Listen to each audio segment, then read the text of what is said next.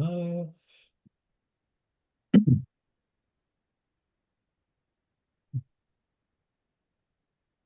Hello and welcome to the Everything F1 podcast. My name is Sean, and joining me this evening to review the Belgian Grand Prix is Coops. Evening, Coops. Hello, how are you? Did you dry off? Yes, yeah, I had a poncho and my bum still ended up wet. So Well, uh, Coops, of course, was at the race. We'll pick your brain on your thoughts from being on the ground. It's definitely a good one to have. I think some first-hand experience of, as there was not much else to talk about in this race. And also joining us is James. Evening, James. How are you? Evening. Yeah, very good, thank you. How about yourself?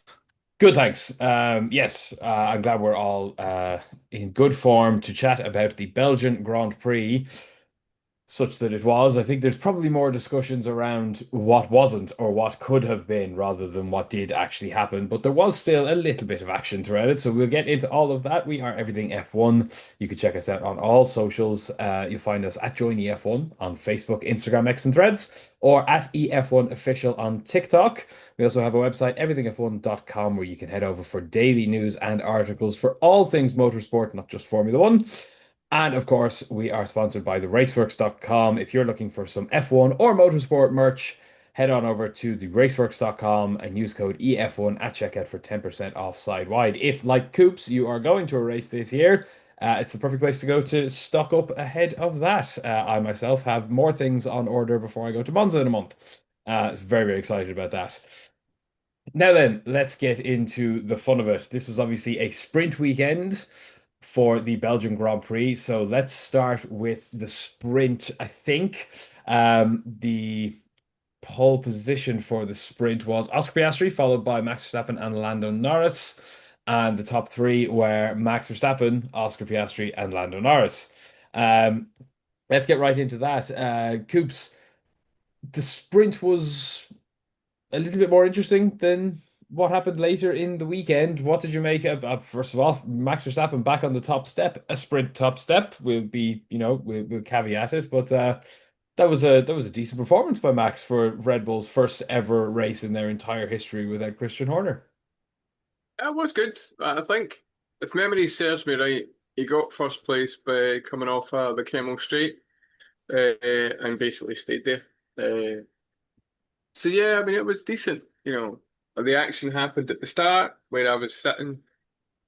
It didn't look like they were ever close enough to do anything really. There was always just enough of a gap, and he controlled it well. The Dutch Mm. fans that were sitting round us were quite happy. Uh, so yeah, it was good. Very good. And I think I don't need to spend too long on the sprint, but I think the other absolute stars of the sprint, just in general, obviously McLaren second and third, as expected. Charles Leclerc, I think overall had a good weekend. We'll chat about him more in the main race chat. But Haas, fifth for Esteban Ocon, seventh for Ollie Behrman. A decent haul of points, 6 points in a sprint race where the maximum on offer for one driver is only eight. Really, really good Saturday for Haas. We haven't said that in a good while, James. Yeah, well, they looked quite quick all weekend actually. I think, and they looked quite quick in practice. Well, the one practice session there was. I think they did the same tactic that Verstappen did. Went for that low downforce setup. I don't think it was quite as extreme as Verstappen's, but got up into the top eight and solidified and held it. So yeah, quality weekend for Haas. I think they get some points in the race. I'm not quite. I think they may have. I think they did, didn't they? No, they Do they just not? missed out on points in the race. I Fair. think, yeah.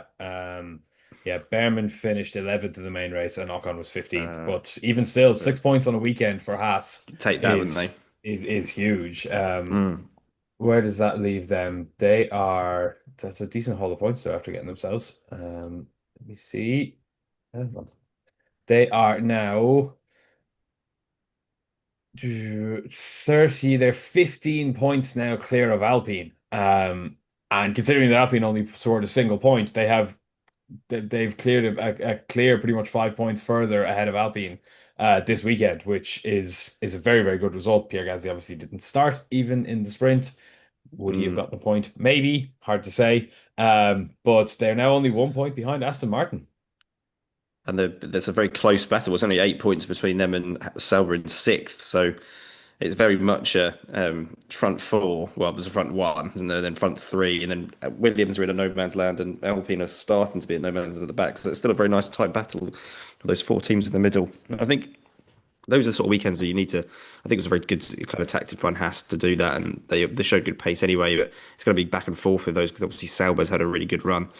Didn't quite do as well in Belgium, but it was good tactics, and yeah, it's going to keep that. I think that midfield battle is going to keep going and going, isn't it? Which is always going to be exciting. But good tactics from Hassan. I think both drivers actually had a good decent run of form. Actually, they seem to be clicking quite nicely together. I know they had a bit of tactic in qualifying, didn't they? With I think was it Ocon had a slightly less downforce setup, so he was running in front and giving Behrman a slipstream. So yeah, good tactics from Haas there in Belgium. And it adds even more to them because obviously the wind tunnel and CFD allocations will reset after Hungary. Mm, Um, because obviously we are officially at the halfway point of the season because there's less than 12 races left. But they deem the half point of the season as the actual summer break, which is after Hungary, which is this week.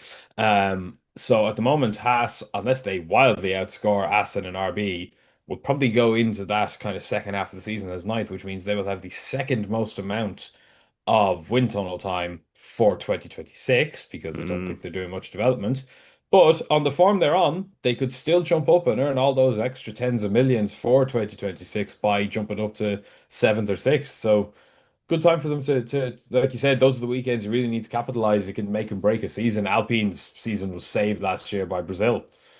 Yeah, yeah, Good and it's a weekend great for point actually. So it's a great point about the wind tunnel time because obviously this second half of the year is going to be absolutely crucial mm, for starting 2026 off well. So yeah, it's a great point. And luckily, because I don't think the amount of points is the influences how many hours because the McLaren could have absolutely none by the end of this year if they're absolutely running away with their points. But luckily, it's just percentage I think per position, so they're probably lucked out there. But yeah, I think it's still, 100% is fifth place or 100% and it goes up and down from there.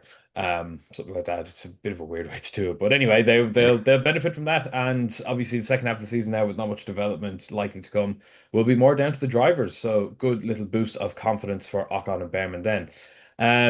The one other thing I think we need to mention about the sprint coupes was Lewis Hamilton, who, all things considered, had one of his worst weekends in years. Yes, he made a great comeback in the main race, which we'll chat about, but we used to slam Sergio Perez for doing this. I'm not letting Lewis Hamilton away with it. He had a spin in sprint qualifying, and then made it all the way from nowhere to slightly less than nowhere. He started 18th, he finished 15th in the sprint. That's not good. No, and it was clear it was that there was issues. Uh, the grandstand that I sat in, it was Combe, so there's three grandstands at Combe, one, two, three, right in the middle. Uh, and interestingly, although Lewis Hamilton isn't having a great season, he was the one, even where we were, where he got the most cheers regardless. And the reaction when he spun was the loudest reaction out of anything. Like nobody really reacted when Antonelli went off. When Verstappen came round, there wasn't as many cheers, but when Hamilton went round, there was a lot more. So he's still got a sizable following. Uh, and it's interesting as well that he came out and said, I think it was the same part that was on the car in Canada that caused the issue with Charles Leclerc, that he then had the issue when he spun, and it was a weird spin. It just seemed to, he didn't seem to do anything. He just braked and the car swapped ends. It's a Mm. bizarre kind of situation. But, he has owned it. He said it's unacceptable to be out in Q1 for two qualifying sessions over one weekend. And I think Ferrari were expecting a bit more, with the upgrades that were coming and stuff. I think that's probably the biggest part, not just the fact that he Mm. ended up Mm. out. It's the fact that they were expecting more with upgrades and things that they looked on paper and from all, simulator or whatever it is they do to test them these days, that it was going to help with performance. I don't know how much it did for the actual race, but how well he did getting up to where he did in the end up, but I don't think it did enough. Yeah, no, I agree. Not great for Lewis Hamilton, and the other driver who I'm going to use this now as the bridge between the sprint and the main race, Kimi Antonelli. Now, he's only a child. He's only 18. He literally only just got his driver's license 3 months after becoming a Formula One driver, which is unacceptable to me. But anyway, um, this is going to sound harsh, but if you're deemed to be old enough to be in Formula One, you're deemed to be good enough to be there, which means you're deemed to be old enough to take some criticism when you have a shit weekend. And Kimi Antonelli had his worst weekend in Formula One. He qualified 20th in the sprint. He finished 17th in the sprint. He really only gained 2 positions because Pierre Gasly didn't start. Um, and then in the main race, he qualified 18th and he finished 16th after starting from the pit lane. James, this is now a worrying run of form for Kimi Antonelli. This is several weeks now, right back since his podium in Canada. He's had an absolute nosedive in form, and all those rumors swirling of who's going to be in that seat for next year. Toto Wolff would be categorically insane to drop George Russell right now. What did you make of Kimi's weekend? It's a tough one. It's a learning one, but we have to call it what it is. It wasn't good. Yeah, I think there's definitely truth to what you're saying. I think that yeah, you have to take into account that he's young, and I'm sure the pressure, the swirling rumors would have had an effect. But also, I just think it just feels crazy for Mercedes to put him in for 1 year and like have that much pressure on him to do perform really well that year. But you are right that if you're old enough, if you're quick enough, you're old enough. But I think it's one of these weekends you just got to take it down to. And I also think that the Mercedes hasn't been brilliant since Canada when Russell won. Antonelli was third. They both had a bit of a dip in form. I think it's obviously much more noticeable with Antonelli, but both was because it's quite much more noticeable the result. Qualifying 20th in the sprint is pretty bad. We were saying that about Lawson and things, weren't we, at the beginning of the season? It's unacceptable, and I think the age is going to benefit him. I think at the moment that's the excuse. You can say he's very young and it's his first season, but I think these are just growing pains. I think that's all you can put him down to. And I don't think there's any point putting more pressure on him or any unnecessary pressure to say, oh, it has to be better, especially in the position they're in. I'd be very surprised if Verstappen's actually in that car next year, especially with the whole rumours about the performance-based clause not going to happen now. So it'd be silly to put that extra pressure on him, and hopefully with everything, it sounds like George Russell's about to sign a multi-year deal, that maybe this would put in the break clause not going to happen. Hopefully they could put some things to bed and he can build on that. But I'm sure there's no way it's not possible for those rules not to affect you in some way. And I think at such a young age, just got into fall on his dream, I think that would have had an effect. So I think he's just got to put it down to learning. Mercedes not too much, don't put much pressure on him. Take it away and come back and try and be better, because that 20th in a sprint is never gonna be good. Starting from the pit lane, didn't really do much in the race. I don't think we ever really saw him, did we? It's just one of those weekends you just got to take it as you come, learn from it, move on. But you can't have too many more weekends like that. That's the other thing. You can't be doing this every week. And he's built up a good bit of stock with his performances early in the year, but there's definitely been a downward turn in his form. But you just got to build him back up again, I think, and just keep going. Yeah, absolutely. Tough one for Kimi Antonelli, but you have to take the lumps, and I'm sure he will learn from this. Hungary might be a different scenario for him. It's a shorter track, so there's less chance to make mistakes. Well, there's more chance to make mistakes, but it's a shorter track, so all the time should be a little bit more condensed together. So his qualifying form was really good in Canada, for example. I think Hungary might suit him a little bit better. He'll need to bounce back from this, because I think if he has another bad weekend in Hungary, he goes into the total shutdown. Like the last 3 weeks, they've been in the factory, they've been able to work, they've been able to do simulator work, that he's been able to be with Toto, all that sort of stuff. It's not been a shutdown, it's just been an annoying 3-week break. But now they go into a 4-week break with no engagement or activity whatsoever. And if he goes into that on the back of another bad weekend in Hungary, he's only 18 that's going to be a big steep curve for him to pull himself back out of that one. I think I'm sure he can do it, and I think Toto Wolff is the right person to guide him through it, but he needs a good weekend in Hungary. I do also think that it can go both ways. I think you're right that if he doesn't have a great weekend, it can maybe fester in that 4 weeks. You think I just want to get back in the car, but maybe he needs that, because I think obviously since the last race, even though it's been 3 weeks, they've been back and forth. They've been doing things. I think if you get that 4 weeks, it's completely switch off on Formula One. if he can have a rest. This is by far his busiest year he's probably ever been in racing, all traveling across the globe. So hopefully, it depends which way you want to look at it. And hopefully, maybe you can take the time off, relax, come back refreshed, and sort of hit the reset button for the second half of the year. That's what I think you'd hope for. But I think you're completely right. You can, if you go into the summer break not doing great, it could fester. You could sit there thinking, I just want to get back in the car, and it takes over. So hopefully, it's the last one he builds from there. But yeah, it could go either way, I think.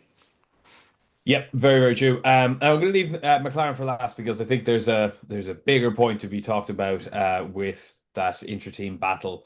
Obviously, all the rumors swirling. Oh, is the championship over? No, it's not. But we'll talk about that in a minute. I want to chat about Charles Leclerc very, very quickly. Phenomenal weekend from him, all things considered. If Lewis Hamilton was really struggling with that car, Charles Leclerc got the absolute most out of it. Obviously, podium in the main race and fourth in the sprint. Coops, what did you make of Charles Leclerc this weekend? The best he could have done, or was he kind of clinging on there? Do you think he maybe could have done any more, or could he have gotten the podium in the sprint as well? What did you make of Charles? No, I think he maximised what you can do with that Ferrari, in all honesty. The top three are the McLaren to Verstappen. Mm. And if Verstappen's slightly off it, Ferrari are there to take it on, but they have to rely on Verstappen not being quite on it, or the car not being quite in the window, or they're not there to challenge Verstappen on complete sheer pace. The race was slightly different because I think as we'll come on to the race, there was issues with set up between certain drivers, and that limited what they could do against each other in turn, and it kind of curtailed some pace. But Charles seems to be the more consistent at the moment, which is disappointing. A lot of people thought that Lewis could, challenge Charles, even though Charles has been in Ferrari for a while. He's just not able to adapt to it. But yeah, Charles did exactly what he needed to do under the circumstances and got the best result he probably could. Mm. Yep, decent result for him. Catching up on George Russell now in the championship. Leclerc has slipped to fifth. Russell is fourth, but there's less than 20 points, only 18 points between them now. So not bad going for Leclerc, especially when you consider that Russell actually has a race win to his name this season. Charles having a good year. Let's hope that I believe Ferrari bought some upgrades in the past couple of weeks. You wouldn't know it necessarily yet. I think Fred Vasseur might have talked them up a little bit too much, but let's hope that they play a little bit more of a role in what's going to be a more high downforce track in Hungary, which will show up any new, especially if they're downforce related. Or even mechanical grip related issues Ferrari been having this year as well will be really important in Hungary. Let's move on then to Williams. Let's have a quick chat about Williams. Good weekend overall, but mixed fortunes for the two drivers between the sprint and the main race. Sainz obviously finished sixth in the sprint, which Albon followed up with a sixth in the main race. Coops, what did you make of Williams this year? They've been in a bit of a rut this weekend. They've been a bit of a rut for a couple of weeks now. The European season has not been kind to them, but well, 8 points for Alex Albon and 3 points, 11 points of the weekend is a bit of a return to form for them.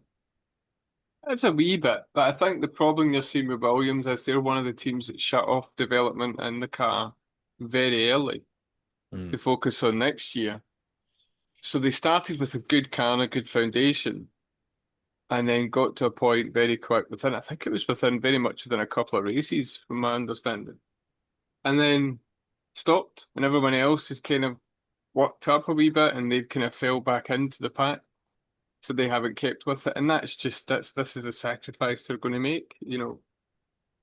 They're going to be there or thereabouts, but they're going to have probably more races further back than they are going to be near the front and within the points. And I think James Vowles and the rest of the upper senior management within Williams have kind of made that as a calculated risk. I think part of it, I think maybe they thought that more teams would do it similar to them, but I think it was only Aston Martin and them that really shut off really early. I think everyone else has done it earlier than they would normally, but not as early as they have. So yeah, I think it's probably going to keep being relatively painful. And we just have to see how things go. I'm looking at the results throughout the year there. They obviously were front loaded it in the first 1, 2, 3, 4, 5, 6, 7, 8 races. They only missed out on scoring points between two cars 4 times, which is not bad. They had three fifth place finishes in there as well, which is a really good haul of points. Everything else was mostly ninth and tenths and a seventh. So sixth place for them in Belgium is good. It's their best result since Imola. But Sauber are only they're not as far behind as they were. This has been a really poor run of form for the past couple of weeks I mean, since Spain, Williams have had a 14th retire, 10th retire, 10th did not start, 8th, 12th, 6th, 18th, and a 6th in the sprint. That's really, really poor run of form, while Sauber have been 5th, 8th and 9th, 3rd and 9th. So Sauber are now only 27 points behind. And James, my personal star of the Belgian weekend was Gabriel Bortoleto. Um, Comfortably earns Rookie of the Weekend this year for me. This weekend, he's getting there for the year. I think he started 10th and 9th and then finished 10th and 9th. Yeah, 10th in sprint qualifying, 9th in the sprint, just missed out on a point. 10th in the main qualifying and 9th in the race. And he was comfortably clear of Nico Hulkenberg all weekend. Yeah, it's an interesting one. Bortoleso's had some good results, but when you're reading out those results, it was like an eighth, and ninth, and eighth, and ninth, 10th, and then it's that third that just Hulkenberg stole the glory, right? But I think this is a sort of weekend that you'd expect from Bortoleso. Actually, I think we've seen it earlier in the season. He was having good qualifying sessions and outperforming Hulkenberg, but maybe not having those showy in the points. They were doing it a little bit further down the field. He was qualifying 15th, Hulkenberg was 18th, for example. But and even though you saw it, you think, oh, that's good, but it's still, not back end of the grid. But I think this is a great, consistently fast weekend. Ones that that's what we were seeing from Hadjar maybe a little bit earlier in the season. Was just putting those performances together. And actually, Bortoleso drove fantastically. And at one point in the race, demanding that his teammate move out of his way, which the team agreed to, and he was able to, battle ahead. So great performance by Bortoleto. I think I completely agree with you. Rookie of the weekend consistently through the sprint and qualifying. I think it's sprint and the race. I think it's always tricky when you have one practice session to come in if you get the setup right, and then they can amend it afterwards. And he was still consistent in that level. So yeah, fantastic performance. And I think we're definitely going to. He looks like a.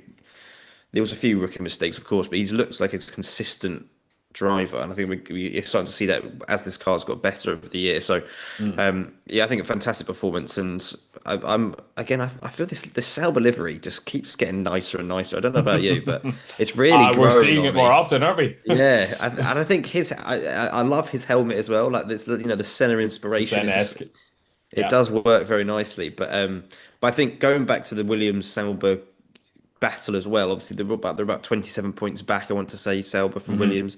I think Yeah. Williams having those drivers have an Albon getting a fifth or a Sainz getting a sixth in the sprint is similar to what I don't think they're going to get very many more a Hulkenberg third or a podium. Williams going to get a podium probably not unless we have one crazy race like Silverstone when it gets up there. So I think Williams are in a great spot when they have those two great drivers. One can just get the result. They can get the points, the 5, 6 points, because they probably only need 3 to 5 points a weekend maximum to just keep building. They're not going to catch the teams ahead. They Yeah. just need to keep that buffer into Sauber. So I think it could be an interesting battle towards the end of the year because I do think Sauber Williams have dropped back into the pack, but I think they're looking bigger picture. And why not? When they had that buffer already, they thought, well, if you look in the long term, let's build on this, and hopefully next year they'll be in the top three, rather than top five. So I think it could be a nice little battle, but I think we're going to see, especially in the midfield, they always take points off each other. We were Mm. getting surprised early in the season when Williams were getting double points. We were like, blimey, they're seventh and eighth and getting those double points to the drivers. So I don't expect to see that very often. So it's going to be one driver getting in, but I think they'll just need to keep ticking over. So, but not to rain on Gabriel Bortoleto's parade. I think he did a fantastic job this weekend, and actually, I think that battle could be really interesting. 'Cause I think Sauber actually do look their best next best car from the Williams, if the Williams is even in there. Do you know what I mean? In the championship Mm. table, the racing balls have slipped away a little bit. Has to have good weekends, sometimes bad weekends. I think that Sauber's looking in the battle and consistent. So it could. You never know. Then it could keep narrowing, and then we might have another Brazil when they take Williams and take fifth. So yeah, it should. I think they're going to be there. They're going to be battle for fifth and sixth the rest of the season. But it's going to be. It should be a nice one to watch out for. I think.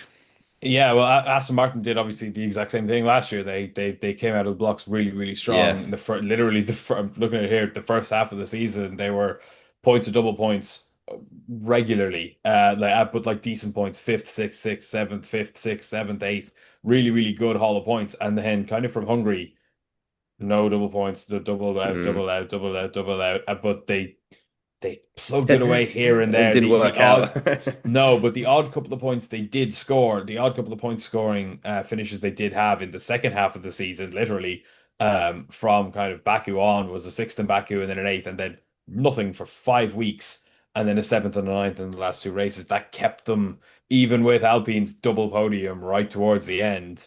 And Haas had a decent second half of last season as well from a points point of view. That kept them on. So to your point there, that kind of the sixth, even if it's a sixth in a sprint, or if they can plug away with an eighth here and there, Williams should be okay. But Sauber, I don't think have given up the ghost yet in terms of development.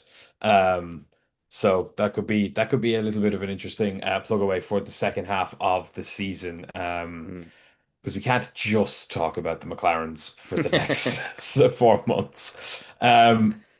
Before we do talk about the McLarens, quick one on Pierre Gasly. Coops, decent Mhm. weekend for him, all things considered. Obviously, really unlucky not to start the sprint. I'm not 100% sure why. I don't think I ever saw the actual reason as to It was why, but he. the water leak. Mm. Oh, that's unfortunate when they were had plenty of water this weekend. Yeah. According to what I read at the track, they said there was a water leak and wheeled him into the garage. Interestingly, he did come out and do the sprint 2 laps down because Oh, it yes. Yeah, threw yeah, yeah. everybody on our bit. Because this Alpine came back about like 30 seconds after everybody else, and we went, "Did something happen Where'd to he the come from? Alpine? Who's that?" And something. Then the next lap round, we were all looking out. I was like, "Oh, there's one," and then later on. So yeah, half the grandstand every time he came round, it was Pierre Gasly. It was just so it got turned into an FP2 session for him. So yeah, and was it Colapinto started from the pits in Mm, the sprint as well. nice. So did he not start at the back for the sprint as He well? started, where did he start the sprint? He started from the pit lane. Yeah, Ah, yeah. okay. And then for the main race, he started 15th Ah. because three people ahead of him started from the pit lane. And then he finished 19th. So he went backwards twice. He qualified 17th for the main race, started 15th, finished 19th. That's not good. No. Now, but I will say that I heard another podcast say this is that's not so bad that Jack Doohan would have been spectacularly better or spectacularly worse. So I Mm. think Franco is doing almost exactly what's expected of what we can all pretty much agree is the worst car in the grid now. Sauber have kind of got their act together. Um, I think it just kind of further commends the job that Pierre Gasly's doing this season. Mm. Oh, He's very, very 100%. good. Yeah, I think Um, he has these performances, doesn't he? And sometimes the car can, I think the car catches up with him a little bit. Sometimes he can't overcome the car, but he's shown time and again he's a solid Formula One driver. And when the car's good work for him, he's able to get it into the points and do that work. It just shows he that loves experience and that skill, you know. he loves mixed conditions as well. Mm. He's obviously had a lot of success in Brazil, in mixed conditions, Italy in mixed conditions. So yeah, good, solid from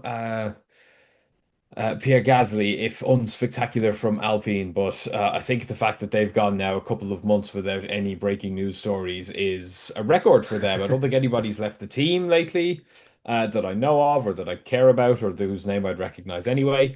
So this is, they've calmed down. Uh, watch Franco get sacked tomorrow. Quick one then finally before I move on to McLaren's and start to pick Coops' brain about whether Spa is suitable for Formula One anymore or not. Yuki Tsunoda,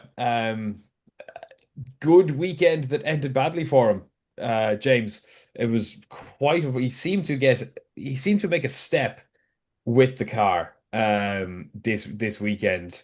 In the sprint, he qualified 12th and finished 11th, which is not spectacular.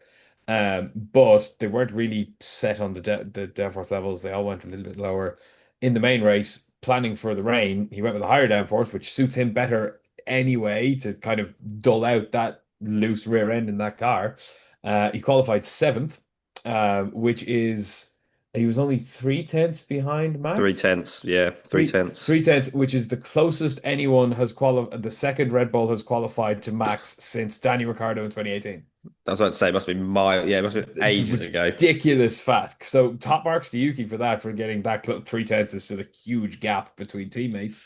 But fair play to him for that. But he got screwed by the strategy. Yeah. He finished 13th. It was just really Red Bull seemed to forget about him Yeah, again. and I think he got screwed twice as well, because if I'm very much mistaken, he pitted twice, which anyone that pitted twice, I know he only did pit once. Yeah, absolutely screwed. I think it was him that Hadjar and the two Hasses were just left out a lap too long. And I think we've seen some footage of Sonoda that they asked him to box basically when he was already round the last corner anyway.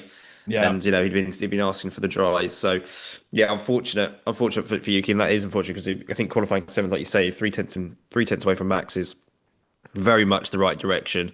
Mhm. They've obviously, I think Lawrence Mackey's coming in, decided to let's try and run two different cars in that respect in the setups, and it seemed to have worked for him. So and that's what they got to do. They got to build it. They got to build his confidence back up and do something about it. And unfortunately, got screwed by the strategy. And I think he could have easily got points this weekend if it wasn't for that.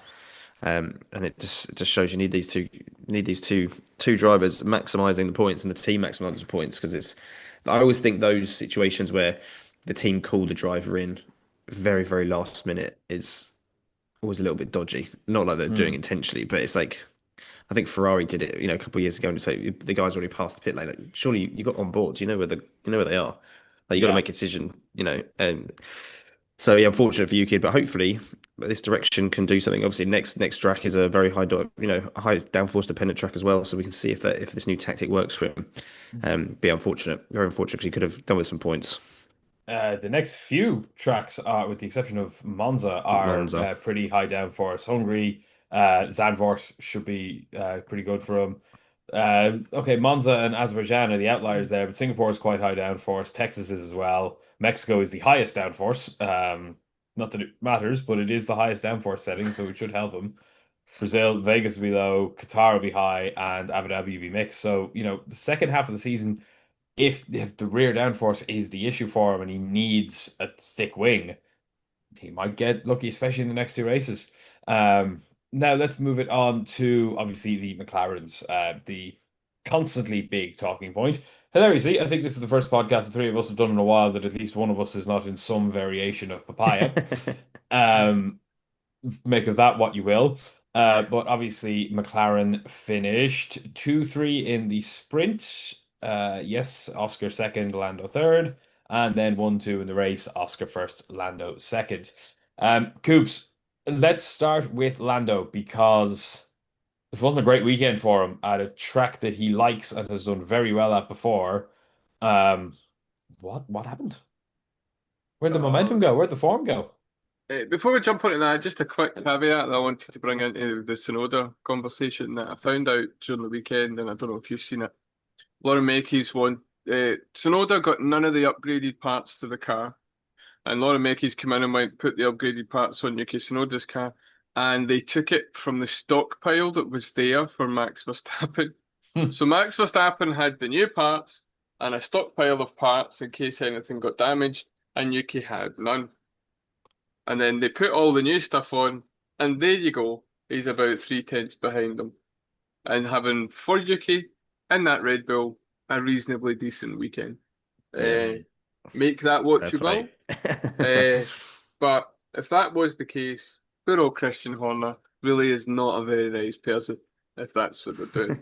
I mean, that Yes. second seat must be nightmare fuel, if that's what you're doing. Mm. He's getting a Ferrari, you're driving the tractor. Yeah, Goes but some way to maybe further explaining why Christian just got the sack. well, there's Because the actually whole second driver thing is completely his fault by his own admission for several years now. well, yeah, exactly. And I mean, like I was saying, the analogy there, it's like for Max is getting the Ferrari, quote unquote, Yuki's getting the tractor, but Yuki's going, but there's a spare Ferrari in the garage. Can I just Yeah. know? No, that's the second one for Max in case he doesn't like the color of the other one.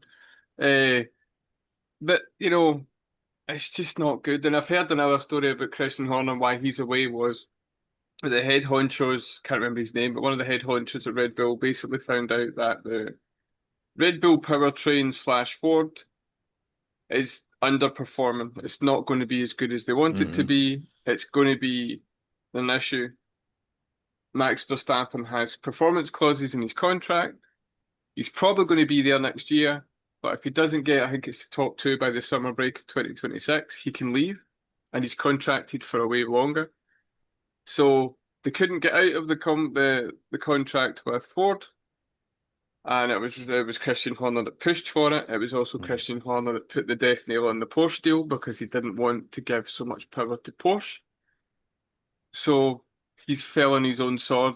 The board have looked at it future and went, if our engine is crap and Mercedes is good as they say it is, and we've got McLaren who've got a good car and Mercedes know how Aston to Martin win, and Aston have Martin Adrian have Newey. Honda and they have Have Adrian Adrian Newey, Newey.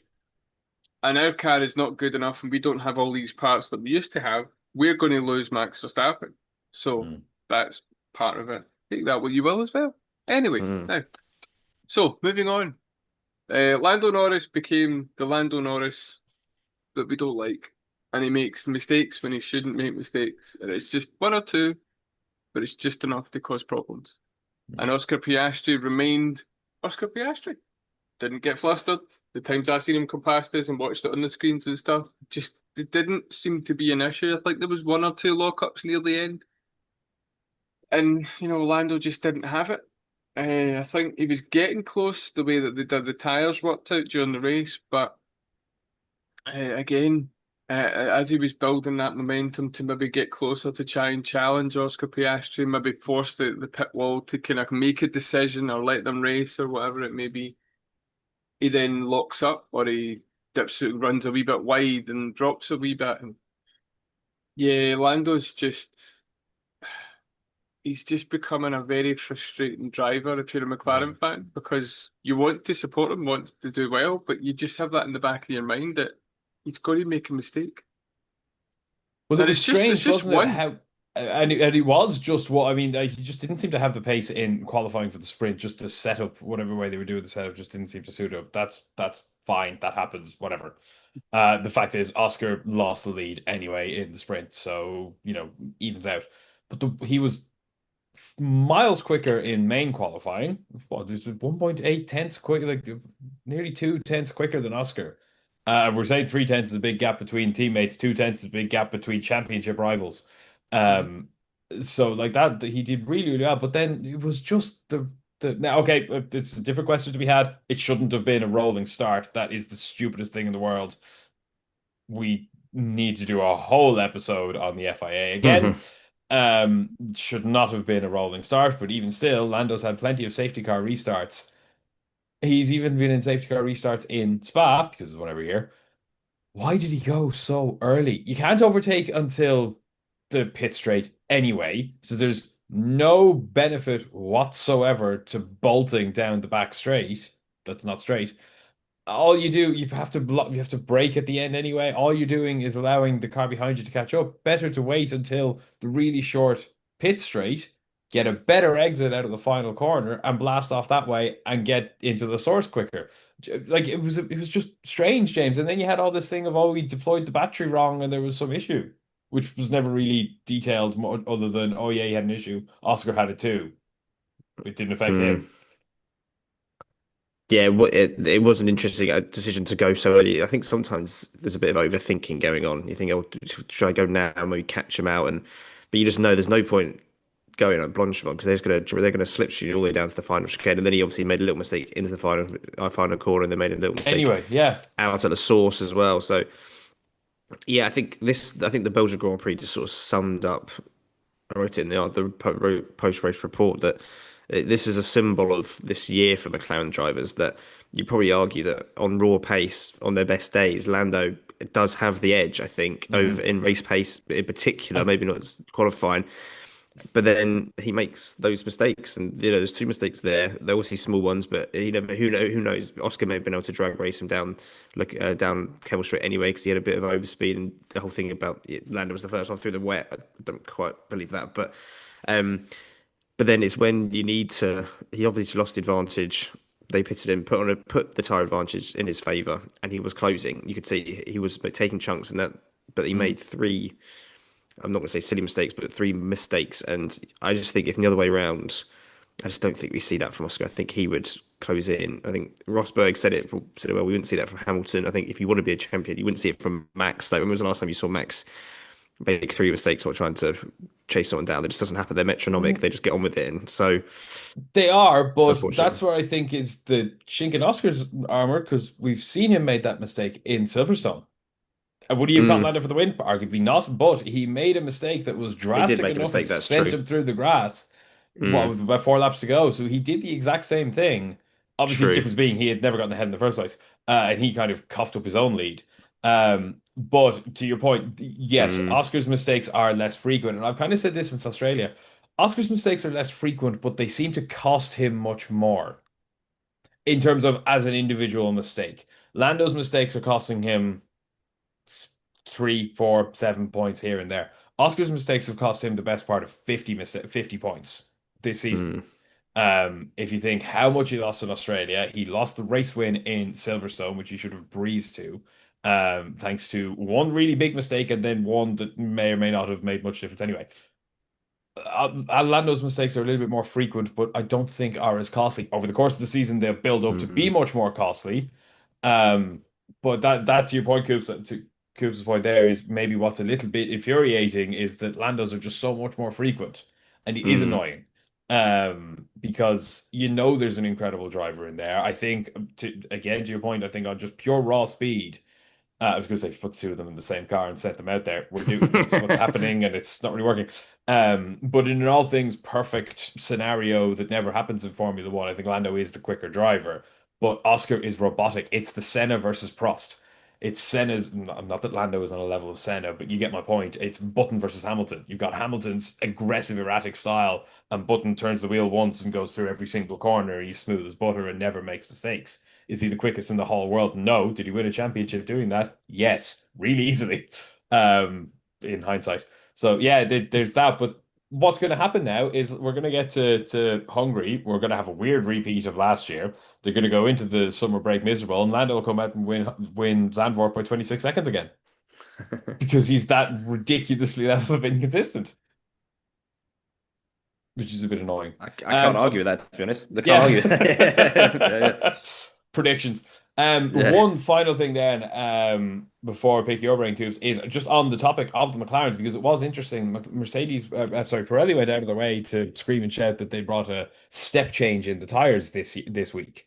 So the hard tire was the C1, and the mediums was the C3, and the softs was the C4. So they skipped the C2 entirely, whereas normally they would do C2, C3, C4. The idea being that the hards should have been much slower, but done the entire race with no issue whatsoever, and the mediums should have been a lot faster, but fragile as hell. That didn't happen at all. And then, okay, it rained, but two questions. And I'll start with you on this one, Coops. One, was it just that the rain kind of was the leveler and the track was so cold that even the mediums were able to do it? And two, should they do it again? Will it work on if it's bone dry in Hungary, which it won't be? Is this them trying to do something that's not quite as gimmicky as Monaco forcing 2 stops? Who's that to me? That was you. Say that again. I was reading the comments on YouTube. 2 parts. Yes. This is the fun of the live. Was it just that the rain was just the great leveler in all things, and it just cooled the mediums and helped them not degrade? Or did it just not work, and should they try it again? As a bit, it's a less gimmicky way of potentially enforcing multiple stops and strategies rather than just straight up saying you must do 2 stops like they did in Monaco, which nobody liked and didn't work. Well, yeah, the rain's always going to be a leveler because you don't push as hard on the tyres because the track's damp. I mean, it's enough to put them on, but it's not fully dry, if you get my meaning. You go off ever so slightly, you're hitting it, you're going to go off, you have to slow right down.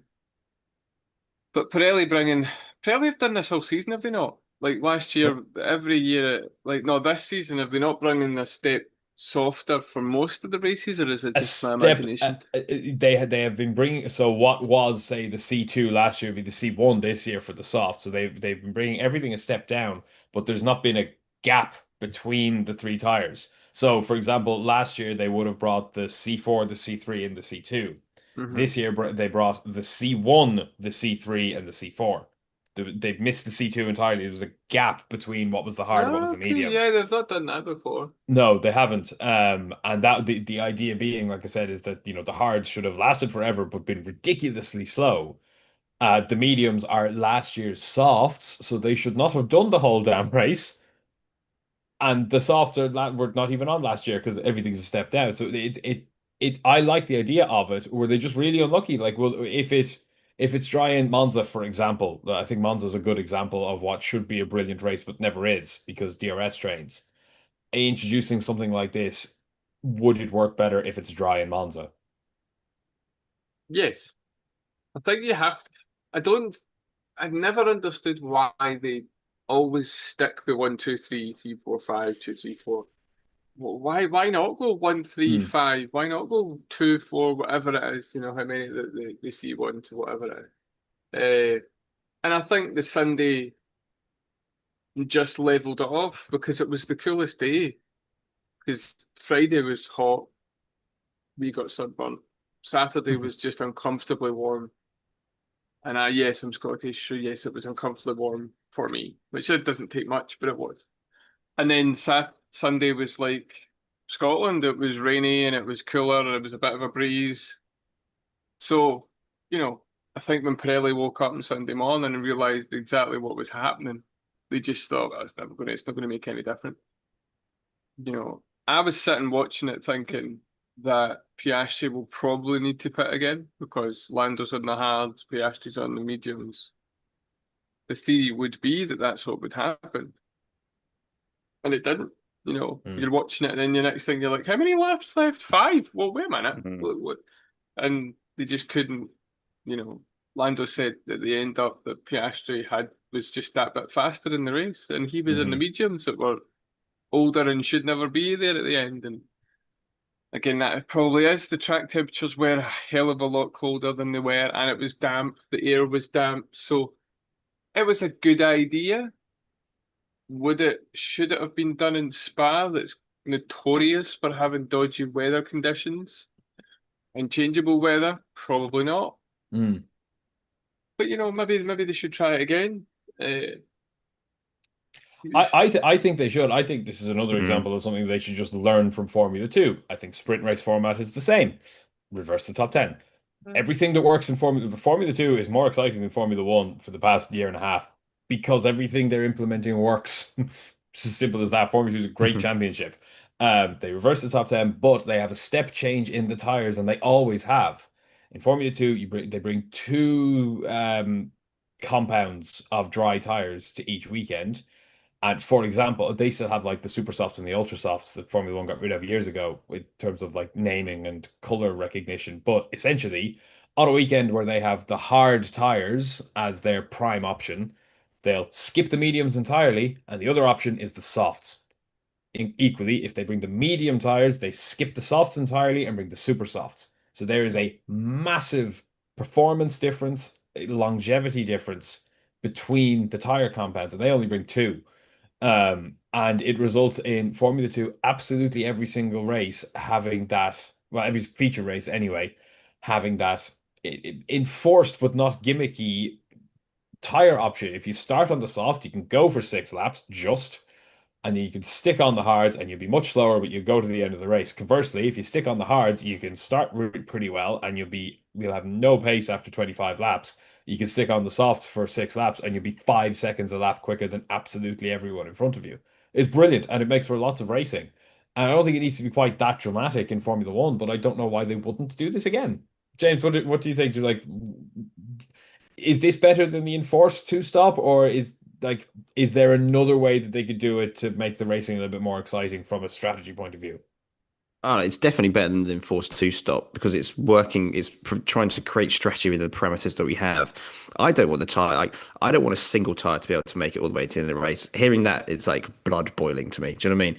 Like I don't want. I don't want a race. I don't want a tire, especially when the tires are the ultimate factor to strategy nowadays. Obviously, it was different back in the day with the tires go forever because there was refueling. There was that strategy. If with the tires being the main factor in determining strategy, I don't want a tire that will go all the way to the end, no problem. Because you know what? That's what the teams will do. They will just eke it out. With track position being so important nowadays. That we see it. How many times have we seen them? For example, Japan. You think it's going to be a two stop. Someone goes really long with the hards. Everyone really notices he can go all the way, so it goes to a one stop. And this is basically what this race did. The majority of the field went to a one stop, and it was the quicker strategy. And I think there was a nice. There was a nice.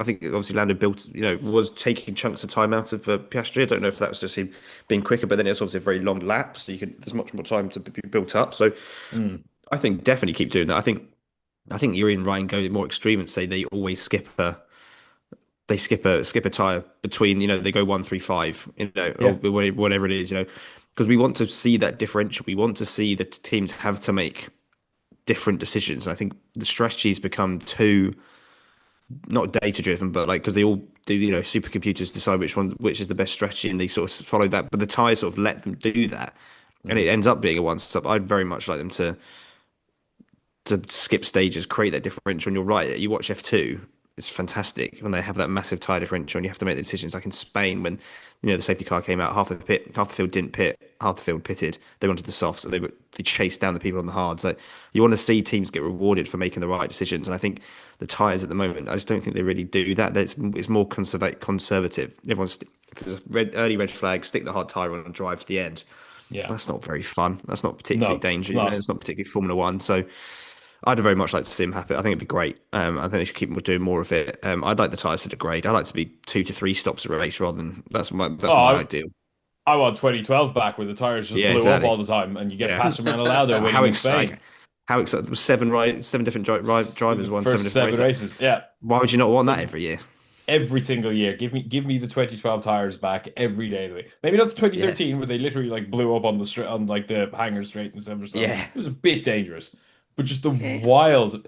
You hear in commentary, oh, the tires are going off the cliff. Tires haven't gone off a cliff in a decade. It's not Years. a thing Yeah, anymore. It's just not. Tires last for so no, damn long. You had Lewis Hamilton turning inters into slicks in Turkey, yeah. and you had them nearly doing it again in Belgium because there's no cliff anymore. Yeah, tire talk. You gotta love it. Bring back the super soft and ultra hards, I say. Oh, Um, beautiful.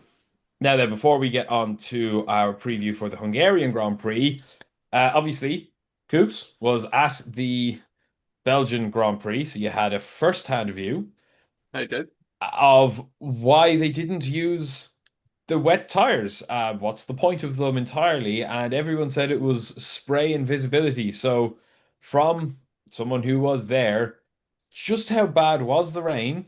And just how long does the spray hang in the air that you were able to see, or were you able to see it?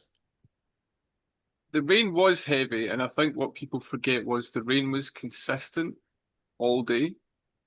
So the problem was it wasn't just like was it 2021 where it got rained off completely?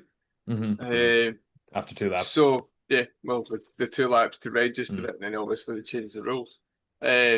So it was rainy, it camped down, it got a wee bit drier, it then got really rainy.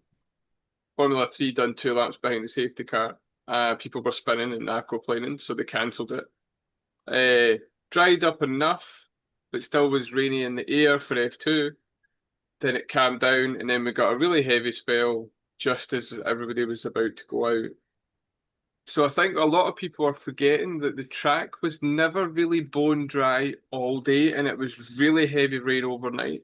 It's like Adam Cooper shared on Twitter as we were heading into the track. Like, this is the rain right now in Spa-Francorchamps. And it was properly raining upwards, and it had been heavy overnight as well.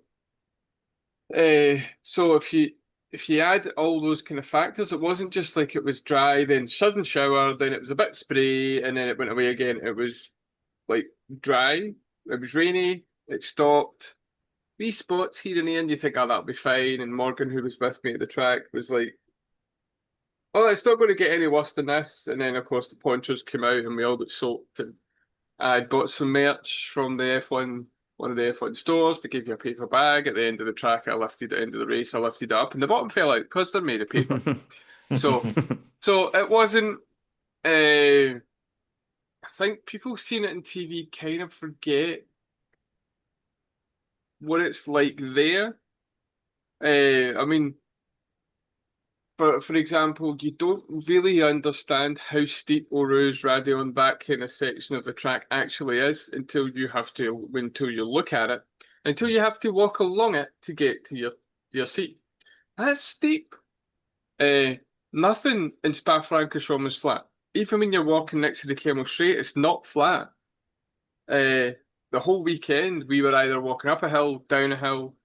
The only time we were level, we were sitting in the grandstand. And obviously they have to make them level. It's not a level bit of ground they're sitting on. So no, in terms of the spray, I think the issue you have is that Pirelli have designed a wet tyre because they've obviously been mandated to. That is the rules. They've got to do them. But the wet tyre does not allow for racing. You're literally driving around the track. As I said to Morgan, by the time that you're looking to use, we used to call them back in the day, monsoon tyres, in this day and age, in this generation of Formula One, you are at a point where the track's undrivable. Everyone goes on about, well, look at this, and I saw lots of Twitter videos of, oh, there's a race and it was really rainy. But yeah, it's different generations. You can't compare Ayrton Senna driving his LP44 in the rain to the generation of car we've got now. And also, the intermediate tyre is very, very wide in its operating window. So, it gets to that point of it can do a lot of water and then, the wet tyre. Pirelli and F1 do need to come up with some sort of happy medium, whether they ever will do. And I think there's a lot of other things, like you have Max Verstappen going, just drive behind the safety car and clear the water. We wouldn't have had to sat for an hour. Probably right. But He's it not dry, wrong. he's not 100% wrong. It did get a bit heavier than it dried off just after they put the red flag out. But you also had other drivers basically telling the FIA to stop it and red flag it. So drivers have to have a bit of responsibility because there isn't a consensus on the grid about how you want to do it. And after Jules Bianchi eventually passed away because of his issues in the rain, and then in Suzuka where they had the tractor on the track, and was it Pierre Gasly or Ocon that nearly hit it because, when they came around in the wet. FIA will always be overly cautious. They will always red flag it to let it dry to a point. My biggest thing was, I think they probably could have got away with a standing start. Gone where we were sitting at the track. We were at Combe, so that's just so you've got the right hander, then the left, and then the right coming after the Camel Straight. That's where we were. So that straight bit as you come past that wee section, we were there, and it was very dry. Within one lap of them going to the grid for the restart, there was already a line, and that was them doing a couple of circuits, to get the tyres warmed up and get the feel of the circuit. We were seeing the dry line already, so I don't understand why a standing start was not used and why they decided. And I think that took, if you were looking for anything, that was probably the part that you could have got something out of it, like a bit of excitement, because you're doing the start behind the safety car. It's single file now, and there's no one trying to go around the outside. There's no one sticking down the inside. There's no one dipping a clutch and hitting anti-stall. There's always some kind of variable. So it took they basically took the unpredictability of a wet mixed race out of a wet mixed race. which was disappointing in us. That was the only thing I think we could have seen a bit of drama if they had the standing start. And I suppose that all leads to the question. You're right. I'll never give out about safety. That's kind of not what this is about. And so people say, oh, they're the best drivers in the world. It's supposed to be dangerous. In modern Formula One, is not actually. I don't buy that anymore. We don't complain about the halo anymore. I saw a graphic of like what the 10 modern cars would look like without the halo. They look fucking weird. Mhm. Put it out there. It just doesn't work anymore. So we've got all these things, but you come to that just its own little micro environment of Spa. And I suppose it begs the question of if the rain gets so bad in Spa, which it does every single year, even though it's now a month earlier than it used to be. Mhm. You cannot escape the rain in Spa. Moving Qatar a month made it much colder, but it makes no difference to the rain in Belgium because it's in the middle of a damn forest. Um, if the wet weather tire will kick up so much spray that the visibility becomes dangerous because even the inters kick up too much spray, then the problem is not necessarily with Spa because they know what it's like. It's the cars. And the FIA have no more excuse for these cars. Like, how many times have they made changes to Formula One cars with the express purpose of them kicking up less kind of turbulent wake? And I'm literally looking at a picture of the cars running in the rain, and the wake off them is absolutely endless. They look like there was a Formula 2 car blew up with smoke, and you barely noticed it because the rest of them had just so much spray. Um, so I suppose that the follow-on question to it is what needs to change about next year's cars, because they still haven't sorted them out yet, to make sure this doesn't happen in Spa again. It'll rain in Spa again, no questions. But what can be done to the cars? Because that is now the problem. It's not the track. I Well, don't know. I don't you always think that the design, these cars, this era of car was designed to push the spray further up as well? Wasn't it the whole point of the rear wing and the angle was to push it further up rather than just out the back? I always think that obviously hasn't worked. I do think that the ground effect probably doesn't help as well because it's energizing the air underneath the car a lot more, Mm. and inevitably the water as Spitting well. it So out that's much going to quicker. spitting it out. So but there was always spray. Like you go back to old races, you watch it. I think in 2011 Canada. I know that was again that would never get going nowadays. But you watch that, there's still loads of spray. It's not like the drivers could really see then as well. I think it's just the Very good attitude has point. changed. Yeah, very good point. Spa, like Canada 2011 is the best Formula One race in history. Hmm.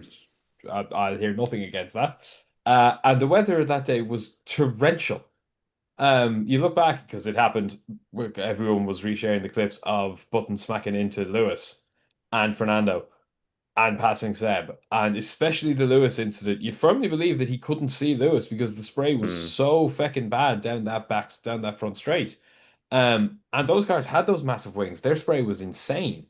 Even though the tires were a third the size they are now and kicked up so much less water by comparison. But spray has always been an issue. It just seems so much worse in Spa because it's a forest and it's dense, and it really only looked bad kind of between La Source and the end of the Kemmel Strait where all the trees are. Would I be right in saying that, Coops? That's sort of where it just hangs Yep. in the air is that area. So shy of cutting the trees there, which they're not going to do, the cars need to change, and I don't believe that next year's cars are going to make much difference. They even trialed the wheel rims last year, and they said it made absolutely no difference at all. Hmm. Yeah. I just don't think you're going to get Uh, around it. I think that It's just this not is a what thing Formula that's One going to cars change. do. Yeah, it's what they do. and Um, unfortunately, what that means is we're going to lose these tracks. We're already losing Spa to rotation at best, and we'll probably lose it further on. If every 2 years we get all excited for a race in Spa and we get one of these, which we will, a wet race that can't run properly, people are going to get sick of it when we go to, let's be honest, Vegas. It's a boring track that has absolutely no fans at it, because it's just a bunch of billionaires who've bought $20,000 tickets each just to put pictures up on Instagram of them being there. The racing in Vegas has been really damn good, annoyingly. the races in Vegas have been really good, which is really annoying. And I'm almost looking forward to it this year, apart from the time of day that it's at. And it annoyingly, it almost justifies everything Ben Sulayem's been doing, prioritizing these on paper rubbish looking street circuits over these classic tracks because the street circuits arguably suit Formula One better, weirdly enough, even though the cars are too big. They do. I don't know where the answer is. I mean, if you listen to the doomsayers, apparently next year's cars are 4 seconds slower. So maybe if they're slower, it's not going to be higher spray. I don't know. Mm. But, See, I don't mind by that. I like the cars of 10 years ago were 6 seconds slower, and I never thought Formula One was slow. The problem they have is no. the Formula Two is so damn fast now. Well, that's it. Mm. I just don't. I don't know what you do when it comes to the rain. I think they've never been able to solve it the way that the science works in Formula One, especially now with the ground effect cars. You really Mm. can't run a ground effect car when there's a lot of standing water because the ground effect doesn't work in the aquaplane more. So, Mm. and that's where a lot of the downforce is. So by design, the cars just can't run. And anyone who's like, "Oh, well, look at that, they ran in the rain then," yeah, but look how simple the cars were back then. You Mm. know, the cars had a wing at the front, a wing at the back, four wheels, steering wheel, get on it. That was it. Now you've got everything that channels one certain way, there's fancy floors. I mean, the 2008 cars had wings on wings on wings on wings. They were called cheese gears for a reason. And that's the trade-off. When you want to advance the aerodynamics and use, Venturi tunnels and, ground effect cars, the trade-off is that you just can't run when it's the way it was in the rain and the way it is. And compounding that with a wet tire, a full wet tire that you just can't race on because no one would race on that tire. Like, a lot of people were saying, like, drive round for 5 laps behind the safety car in the full wet tires and get rid of the water from the track. Where do you think the water goes? It goes in the air.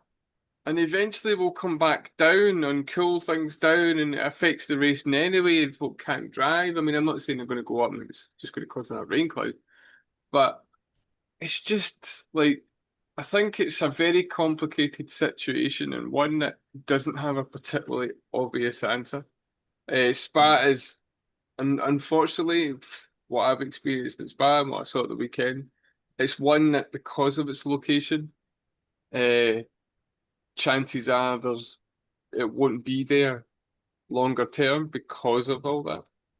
I think you've got, what is it, 2026 and then 28 and then 30 or something, the way they're working. Yeah, it'll be on the calendar next year and then gone for 27, and then Right. back for 28 allegedly, and then gone for 29. So I don't know. I've looked at I like the think annual I've forecast for Belgium, and it rains there more than it does here in Ireland, which is all the damn time. I Yeah, I think mean, I've got a simple solution, a good starting point for the rain Oh, situation. here, Are you ready? here we go. Here we go. Are You you ready for listening, this? Mohammed? Are you listening, Ben Sulayem? Yep. Let's go. Stopped preempting the weather. I don't like this new system. You know, like there was that period of time, there was that 10-15 minute window when it wasn't raining, and they were like, oh, there's another spell coming in 15 minutes, so we're going to Hmm. delay the start. They did it in Monaco a couple of years ago, and they're like, oh, it's about to rain in 15 minutes. So start the race, and if it's too bad, red flag it. Like, why are we preempting the rains? Because then it just delays things. And it's sunny outside. You think, why aren't we racing? Oh, then it starts raining. But then who knows? It could have not been as heavy as you expect it to be. So we just waited Hmm. 15, 20 minutes for no reason. And then even if it is too heavy, then you red flag it. I think if, for example, in the British Grand Prix last a couple of weekends ago, when it really, really rained and it looked torrential, they safety card and everyone, okay, fair enough, that's too much. Don't wait for the rain. I think we've spent too many races starting like in Britain, even though I just bigged it up then. You start the race and it's blazing sunshine behind the safety car, and you're thinking, what is going on here? Just start the race when it's supposed to, and if the weather's too bad, just call it. I think just at least try, and I think this overly cautious approach ends up being that way. And then, if the spray's too bad and it's chucking it down, fair enough. We'll red flag it and wait. But let's stop preempting this weather. Let's just get on with the race. If it's too bad, it's too bad. Because then at least you're trying. At least it's thinking. And then if it's not as bad, Max doesn't complain over it and says, "Why aren't we racing now?" Do you know what I mean? But like, let's just give it a go. And if it doesn't work, fine.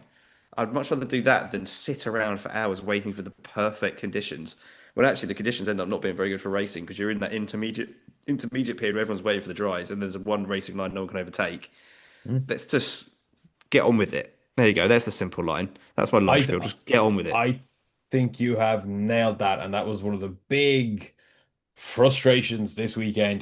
Cubes, you want to miss this, but every single commentator was saying, "Why are they waiting? Why are they Yeah. waiting? It's not raining now. Go racing. Go get 15 minutes. I'm so excited. I'm knocking my coffee over. Go get 15 minutes of racing done. They let 2 laps count as a race 4 years ago. Go get 15 minutes of racing done, That's like then red six flag laps. it. Yeah, but at 6 laps at intermediate to dry levels, the car's at full chat at that point. Even if it does chuck it the hell down, the track will be warmer for the cars having blasted around for 6 or 7 laps. Yeah, no, I think you've hit the nail on the head. So Thank we're you. going to copyright this and we're going to send Get this on to t-shirts. um, Rob, whatever his name is, when he becomes the FIA president in December. Nah. Link Get to on our with it. episode on that one below. Right, we will leave Spa at that because we could talk about this all day. Before we move on to our Hungary review, a quick preview, sorry, for the Hungarian Grand Prix. A couple of comments came in on YouTube. Thank you very much to everybody who is tuning in and watching live on YouTube. Of course, we stream all of our podcasts live on YouTube. We're over there, Everything F1, all one word.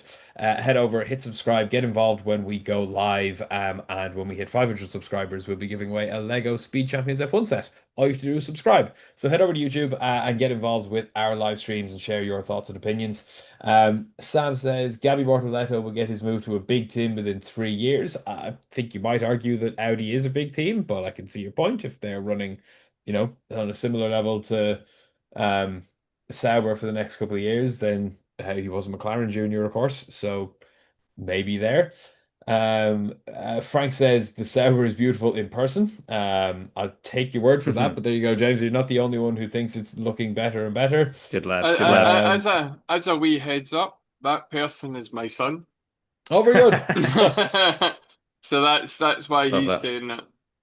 And it's So it's the Frank Beattie stand, which is the main stand of the team we both follow at Kumano. So very good. Nice. And he's asking, what do we think of Lawson as well? He had a decent weekend and a rash decision by Sauber to box Nico. Yeah, I agree. I think Lawson did have a decent weekend, and I don't think Nico would have beaten Gabby anyway, but he was one of the ones He who was on got for a a point, little though. He was on for a He point, and they certainly screwed him out was. of that. And He also on was, Lawson, he's put some good races together, actually. He's come back on yeah, form, I think. eighth in the race, in the main race, and 10th in the sprint. That's a very good weekend for Liam Lawson, outdoing Yuki Tsunoda on both cases. But this is what we expected from him going back into the RB, which is a normal car that can be driven, and it's then up to the driver to overdrive it, which is now what he's doing. He's a bit more comfortable in it. So yeah, top marks to Liam Lawson. That is a good weekend for him. Now then, let's move it on to our preview of the Hungarian Grand Prix, which is this coming weekend, if I'm not wrong, or is it next weekend? No, it is. it's This weekend. It is this weekend. Yes. Oh, you wait for Formula One for 3 weeks, and then 2 races come along at once, And then we don't have it for a month. and then don't have it for a month. Yeah. But then after that month, I'm going to my race. So, just take what we can get. Yeah. The Hungarian Grand Prix takes place, of course, at the Hungaroring. It's about half an hour north of Budapest. If you've ever been to it, it's a great track. It's a great weekend out, but it is a nightmare to get to and from. So you really have to think long and hard in advance of how you're going to get there because the public transport to and from it is not great. You end up at a train station about half an hour away from the track in the middle of nowhere. But it's very good fun, full of Polish people, really, really great atmosphere for a race. And if you do general admission, you sit up at the top of the hill, the end of the pit straight, you can see like the whole track because it's tiny. Great spot to go watch Formula One.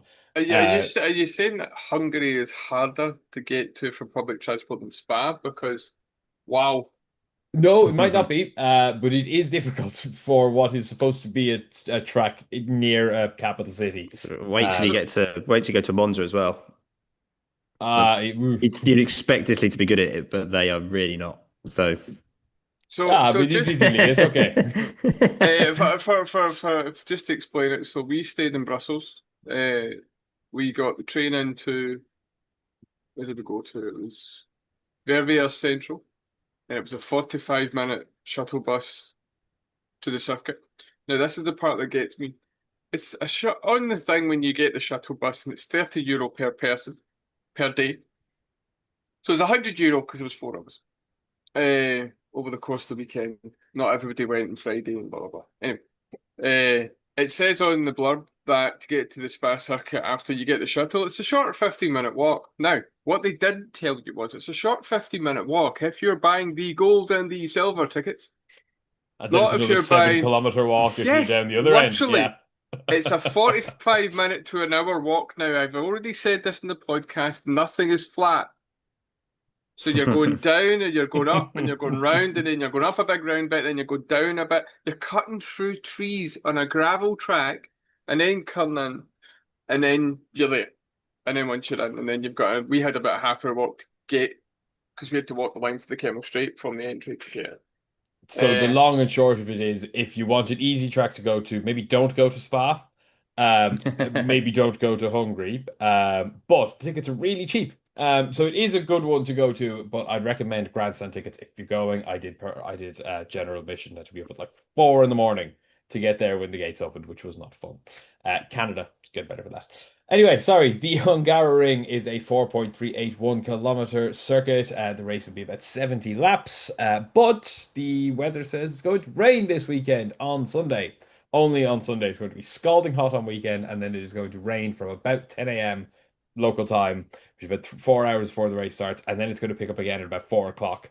If it doesn't continue constantly, the rain says 40% at 10 o'clock, 40% at 2 o'clock, and then like 10 to 20% between 10 o'clock and 2 o'clock. So it's going to rain on Sunday. We're going to have another wet race on a track that's also covered by trees, where they'll be running ultra high downforce.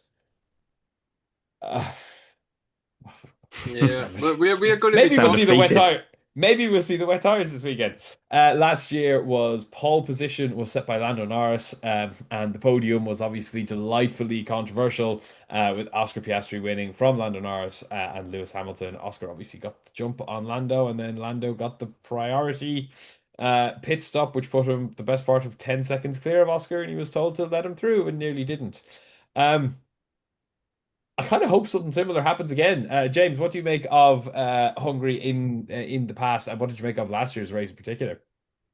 Yeah, I've always quite liked Hungary, and I must admit I'm actually going to the Hungarian Grand Prix this weekend. Actually, I just Oh, very good. thought I'd slip that in. Yeah, so I will be picking your brains about the public transport over there later offline. You're more than welcome. Yeah.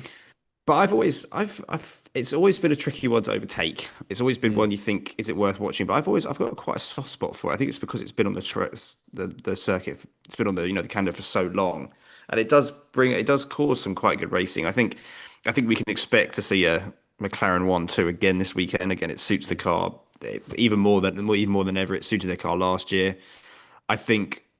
I don't see the controversy happening again because I think they're going to be so far ahead of the field. It's not going to matter anyway. I do think There's also this no could way be is Lando giving up a win to Oscar this no, year. exactly, not this year, exactly. They'll have to play that nicely, but I think it could be a good race. And I did see the weather as well. Of course, it's going to be classic. It's going to be sunny all the time, and then rain at the end of Sunday. But I get it. I think it's going to be a form weekend. I imagine it's going to be the two McLarens followed by, I'm going to say Verstappen. I think he's always pretty good there. Maybe Charles, but I think it's going to follow form. But it should be. I think hopefully there's a bit of overtaking. I know they extended the DRS, so it's like the whole pit straight, which can make it a little bit can give it a bit of opportunity. But that really is the only overtaking possibility nowadays, isn't it? Down to turn one. Used to maybe potentially little one into like the third last corner, but that right hander. But I don't think that's really going to happen nowadays. So it could be a stretchy hot. If it is hot weather, maybe we get two stops. But again, track position is just so key around this. So I can't see it happening, unfortunately. But I'm sat at turn one, so I'm hoping to see a bit of action. So I'm looking forward to that. But yeah, it should be a good race, and I think it will be four. I think it's going to be form. I think it's going to be what we expect, unfortunately. Yeah, I mean, hilariously, I think a track like Hungary would be the perfect place for Pirelli to have that step difference in the tires, I think you're because right. in the same way we spoke about it after Monaco, that the enforced two stops didn't really work, and why does Formula E works? Because the cars are tiny. They're not. They're almost the same size as Formula One cars from about 5 or 6 years ago. they accelerate like nothing else on earth, and that's why the overtaking is so good in Formula E. Is they have different levels of battery charge, which means different levels of acceleration, and that's what the difference is on a short, tight track. A big step change in tires will give a dramatic difference in acceleration and grip coming out of a corner, whether it's the last corner, the first corner, getting down into turn three, or as you said, coming out of those of the S's at the back and up to the third last corner. Be great, but we might not see it, annoyingly, if it Yeah. rains. Maybe they need to start bringing like a semi-inter tire or like a hot inter and a cold inter so that there's a difference because rain just levels everything. Everyone's on the same tires all the time. Mm. Could be interesting. Yeah. I But think also as you with said, if it's hot, the inters will burn out very quickly. yeah, and it'll go dry very quickly. I think the one thing I think the tire change could really the tire step up could really work because it's such a tight and twisty circuit. You're going to use a lot of tires, lots of medium speed. The For tires are sure. going to be used up, so that two stop could potentially be because you expect if there is a big gap, you'll be able to get really close and be able to overtake into the first corner. Quite a tight hairpin, bit of lunge in. It's relatively open as well, so fingers crossed. So we Mm. may just be optimistic F1 fans. Who knows? Yeah.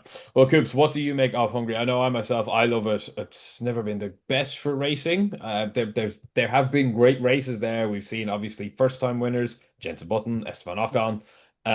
We've seen some excellent races there, but from a personal level, I love driving it in the game. It's really fun. It's a Yeah. good, challenging, tight and twisty circuit, and the drivers all love it as well. What do you make of it? I enjoy it. It's a nice. I've always enjoyed the racing, even though you kind of go into it thinking it's probably going to be boring. It's Monaco without the barriers, but it ends up throwing up something. You know, Bottas becoming a bowling pin was great in the first corner. Stroll doing something similar. I think it was the same incident. Yeah. Uh, Mm. you know, Alonso and Hamilton having their battle for in that race again. You know, there's always been something. I think there was one year that Hamilton gave Bottas the podium back because he was like, you Yep, know, and he done in the last con, 2018, I think it was. Yep. in the midst of a title challenge with Vettel and stuff. So there's always interest, there's always intrigue. Verstappen doing his suspension in the formation lap at a white race, and they had 20 minutes to fix the broken suspension on the grid, which they managed. So yeah, I've always enjoyed watching it. I've always looked forward to it. And you know, rain, like you say, will do something. Mm. Talking about, you know, what can you do when it comes to, you know, tires? Because for anyone who doesn't know, if it's declared a wet race or whatever, you start in inters, then you don't have to change tires because you don't have to use separate compounds. I think what the FIA should say is, yes, it starts as a wet race. The minute you put on slicks, you then have to use two compounds. You go back to the dry rules because it's a dry track. So if you do 15 laps where it's wet, then you go to slicks. Then that's you hit slicks. You need to come back in again to use another compounded tire. Only if it stays dry.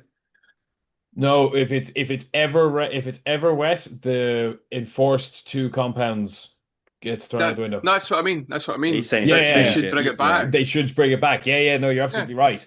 Mm. And again, I think that's a clever way to enforce strategy by kind of being dictating of it, but it doesn't feel gimmicky. Like Mm. you must stop twice. It's It's just like this is now like Monaco was gimmicky because it's Monaco, and exactly. Yeah, you yeah. know, and it's that one where, you know, if it stays and it's always damp and you wear inters all the time, right? Fine, you wear inters all the time because you don't have different types of inters.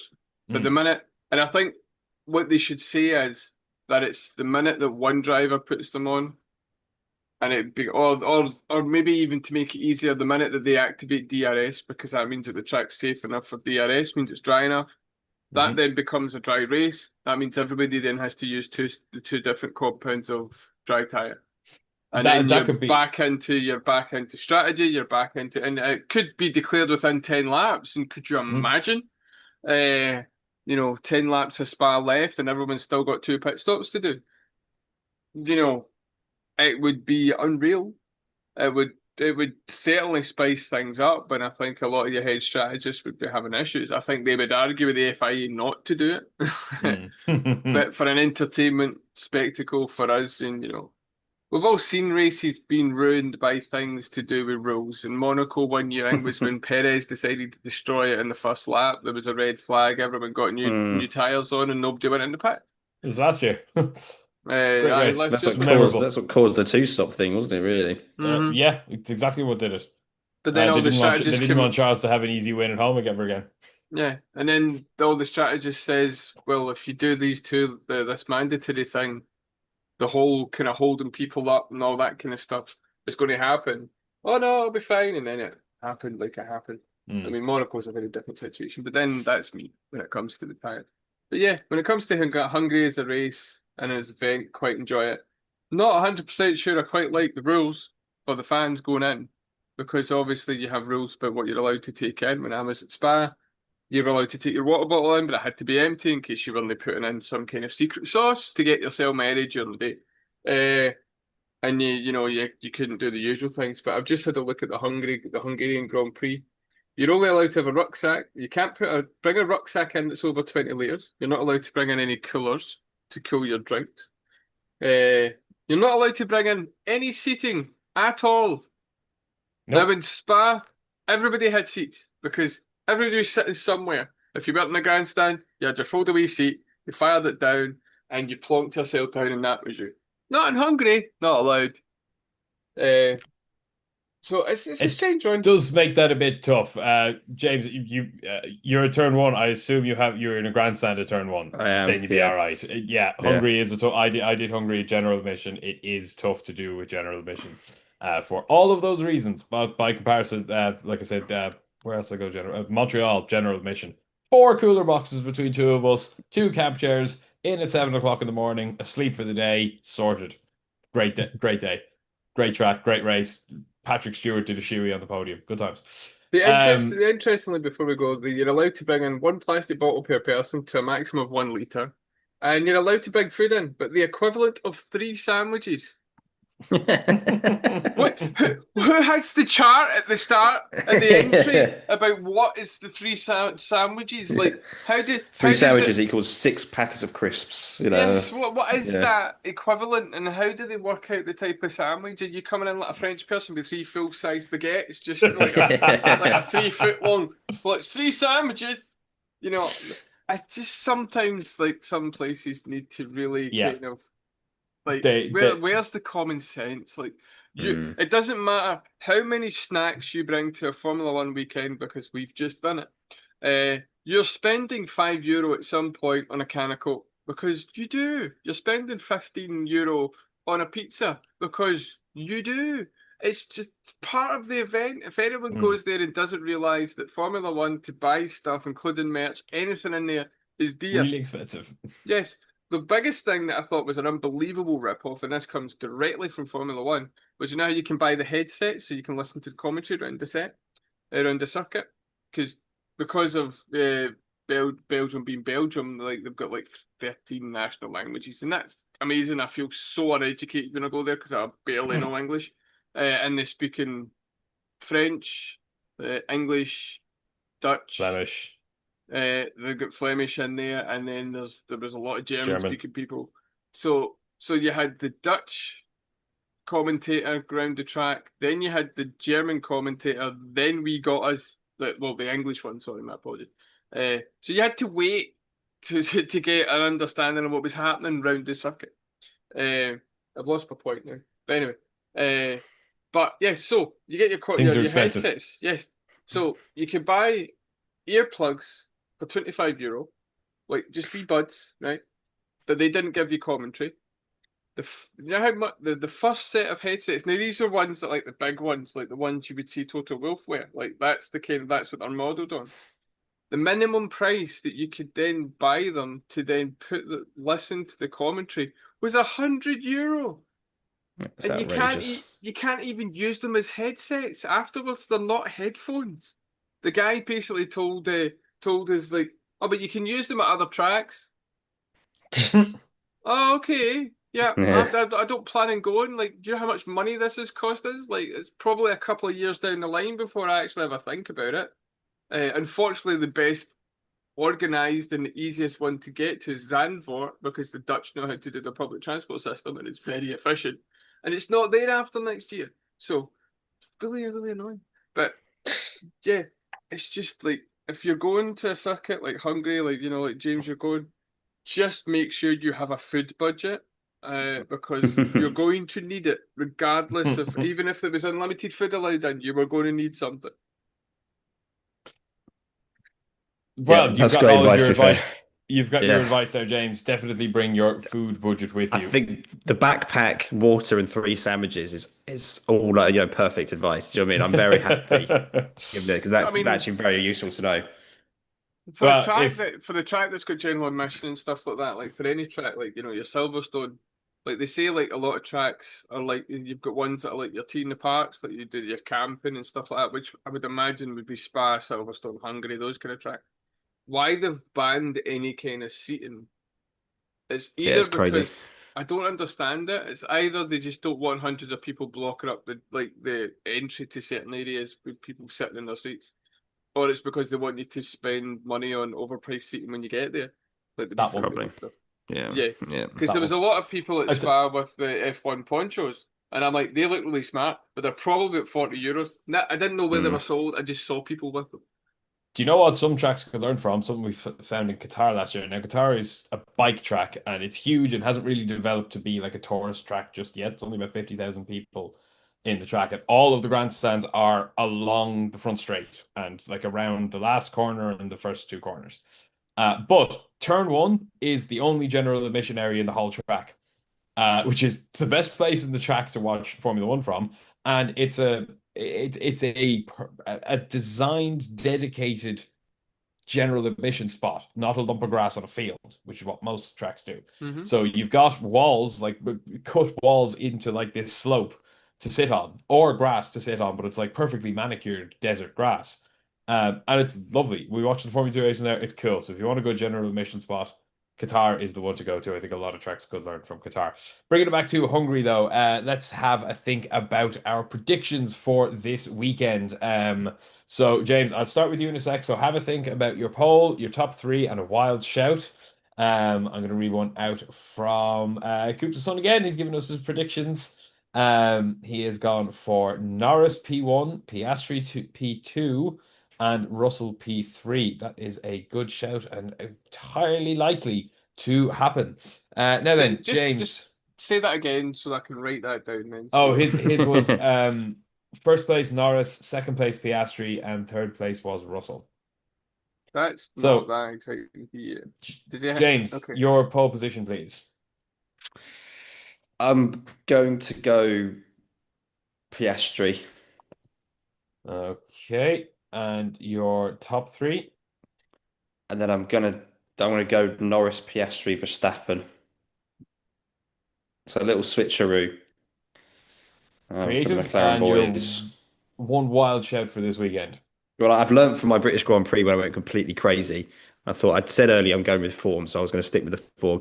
I'm going to go. There's going to be a 3-car crash at the first corner.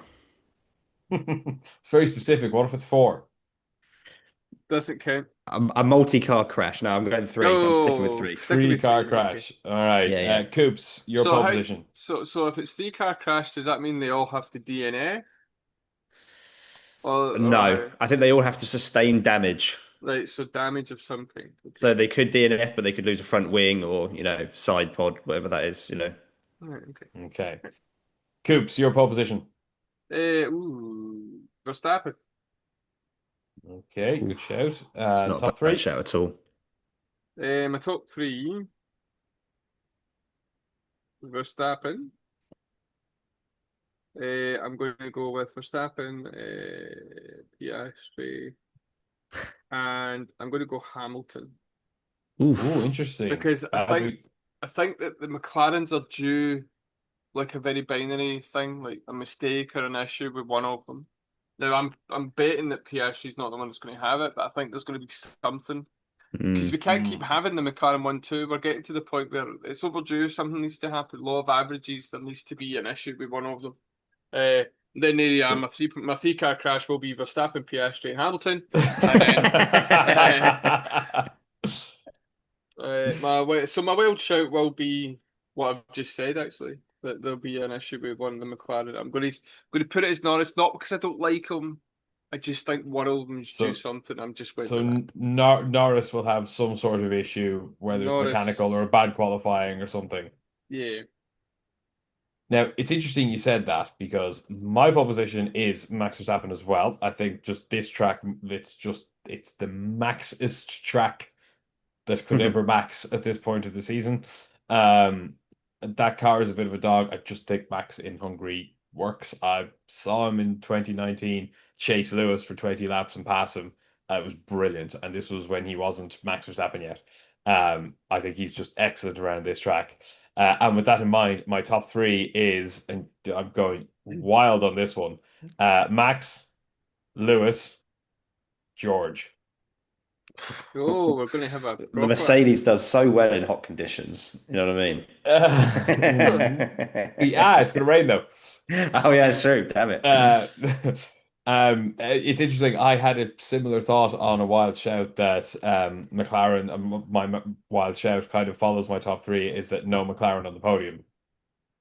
So I'm claiming myself like a double victory on this one. I do think Lando will come out the better of whatever happens. So I think Lando will probably be fourth. I could see Oscar finishing like seventh or eighth. I think there's a dramatic swing in points to come in the McLarens this weekend, one way or the other. Like if one of them's fourth, the other will be 10th or out of the points or something wild like that. Like in Hungary's the place for it to happen. Either that or it could be a really processional race and first to 20th will finish first to 20th. But with a bit of rain, that's unlikely. Um, oh, and your son's come back in there, Coops. His pole is Piastri, and his wild shout is Williams double points. Very, very good shout after a decent uh, Belgian Grand Prix for Williams. Right, that will do it for us this weekend. Thank you very, very much for tuning in to our Belgian review and to our Hungary preview. If you're going to Hungary like James this weekend, give him a wave. He'll be the guy with the big ginger beard at turn one. Um, Decked out in and all orange as well. I'll be full orange. Except your face Face. might go red if it's sunny. Yeah, yeah, true. If you are going to Hungary this As much weekend, do enjoy it. as much as I'm a McLaren fan, I think about stuff from just about everywhere that wasn't McLaren over the weekend. I bought a Mercedes hoodie, which is obscenely overpriced, but my God, it's nice. I bought a Williams jersey, and then I went and got. They have like F1 outlet stores, so you can get like Mhm. past seasons merch. And I got a Aston Martin hoodie for €60. And it's really nice. And I was stopped because there was lots of the Aston Martin t-shirts there. And I thought they're quite nice, and I don't want to buy full price because I bought one from Silverstone a couple of years ago. Within about 2 months, all the stuff started to peel off. It's the worst one. So I was like, and I bought it for full price. So I was raging. Anyway, and I went to buy it. Every single one of the t-shirts all had Lance Stroll on the back, and I was told you will regret it. Put it back on the shelf. So Well, this is a lovely Yeah. segue then as we finish up to our sponsors, theraceworks.com. If you want some merch and you're not like Coops and you want to plan a little bit ahead of when you're going to your race and you don't want to spend full price because you shouldn't have to, and if you want to get merch from your favorite driver and don't get lumped with Lance Stroll merch unless he is your favorite driver for some reason, head over to theraceworks.com. You get all of your F1 and motorsport merch over there and use our code EF1 at checkout for 10% off site wide. So you don't have to pay full price for it. If you are going to Hungary this weekend, leave us a comment. Let us know if you enjoy it. Do enjoy it if you're going. Budapest is an awesome city, and as I said, the track a little bit awkward to get to. Awesome once you get there. It's a great little track. There's loads to do, and you can see almost all of it from almost wherever you're sitting, which is very, very cool, very unique. So enjoy it if you're going. We'll be back next week with our review of the Hungarian Grand Prix, and then it is into the summer break. So we have another few weeks off before we get to Zandvoort. So we will chat to you next week. Enjoy the Hungarian Grand Prix. Bye. bye.